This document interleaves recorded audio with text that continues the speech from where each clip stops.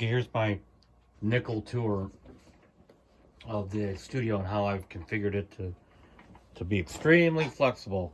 So here's sort of like the centerpiece of how I like to start ideas. Now, make mention that I've been a Logic Pro user since 2005, so that is with me forever. You can't forget how to use that. And dealt with years and years of all the good and, of course, the bad. And so MPC kind of comes along several years later for me. And turns out that it offers the opposite approach to linear, which is a loop pattern-based tracking. And for working out ideas from starting out with maybe just a groove or just even one chord, this is like extremely flexible for that, and it works extremely well.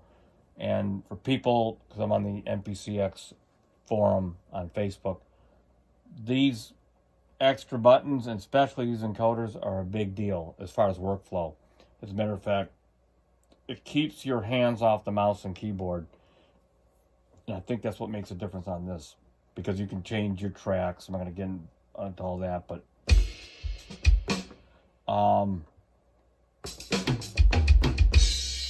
and you can go from sound to sound. And I'm actually using it to control the MPC software, which I'll show you in a second. Now here is, let's see if I can fix this here. Of course, the MPC software that's running the background, which is right here.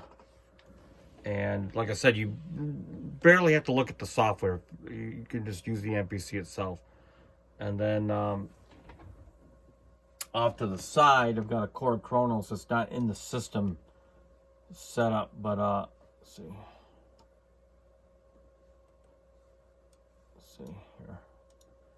Let's see if I can see it here. And this software is magic. It allows you to have the Chronos off the side, and Chronos is hooked up through USB into the interface, which I'm about to show you in a second, and it can be accessed to Chronos in whatever DAW that I'm using it at any time.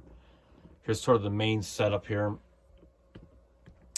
This is my like my master controller down here, and this Phantom X6, it took me a long time to put that second keyboard up here. I've just never liked it. And what's great about this is it's not tied into anything. And it's right here conveniently in the command center. And so I can use it to play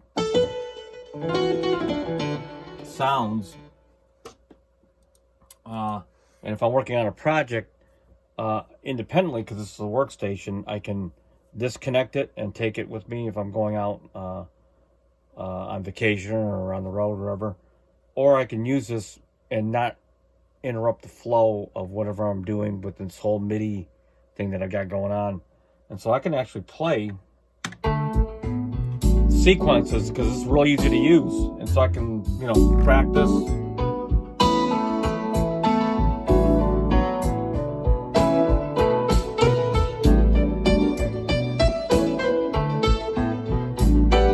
So, allows you to get around and change the sounds, which is just absolutely cool.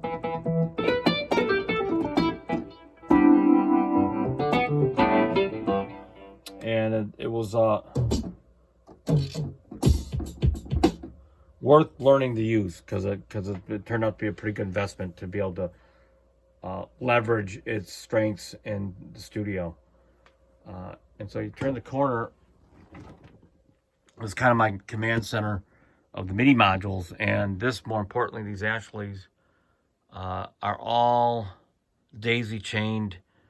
Actually, I got 3 of them, and they're daisy chained into the Studio Sapphire Pro 40, and which that in turn goes into my monitoring system, and that works extremely well. And what's kind of cool is I also have out of 2 outputs out of here, because there's 20 outs on here, put the 2 together, and out of there goes into my MPC inputs. And out of here goes into my Phantom G inputs. And you can go into your Kronos inputs if you needed to, or the Phantom X that you just saw. Because in the event that the computer system goes down, or I had to take it out, I can feed all these MIDI modules that you see here into any of these workstations through this interface, which is just works out extremely well. So then I can use like this Phantom G here, which has a full audio, 24 tracks of audio and so forth, and use it like a DAW, DAW, and can work on that as a fail-safe.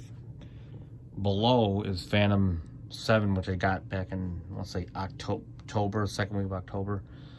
And I'm still learning it, as you know from watching my videos, and learning how to more so implement it in my workflow. As of now, it makes an extremely great controller for here's Logic right here, like I said. And what's kind of cool about this, let's see if I can show you here. Whatever I do here, like here's controlling Logic, so I can go through the sounds. That's the Phantom sounds actually, but you just hit this little dial and it goes from sound to sound. These are plugins right here, and it's actually controlling a sequence. So I can't show you. I have to show you either or, but so I'm. If I press play, this is Logic.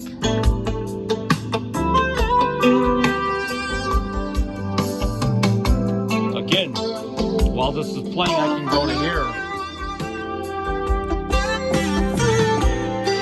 and play whatever I want here. So it just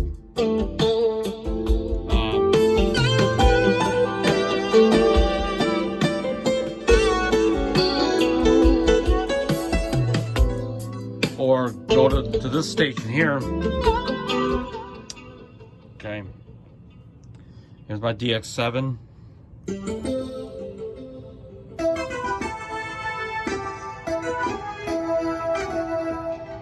Okay, and then below is the Phantom, or not Phantom, geez, XP80, which I just got for trading an old Michael Kelly guitar that I'd never used. And then below is the Phantom, I think it's the Phantom again, is the Nord stage piano, which is one of the better stage pianos I've ever seen. And then finally, this last part here is just my last rack, and that's the Ashley, that's GeForce effects processor I'm using for my DX7 right now. And, you know, just more knickknacks, power strips, and so forth. And then my old 2012 MacBook Pro. And then studio shot here. And then just my auxiliary rack. The only thing that's really hooked up right now is the Kronos. I can hook up some of these other keyboards, but they're more part of my collection. Like there's a JP8000, which you can't see, a D50, and the Korg T-Series down there, and a MR and Sonic 61. It's got a case over right now. So that's pretty much the 10-cent tour. Getting to the point where I can work extremely flexible, almost like having 3 or 4 studios, but all in the same footprint, which gives me the ability to not commit to one setup that's got to be ran in a certain way. I can actually work any way I really want to, which is, you know, dream come true really for me.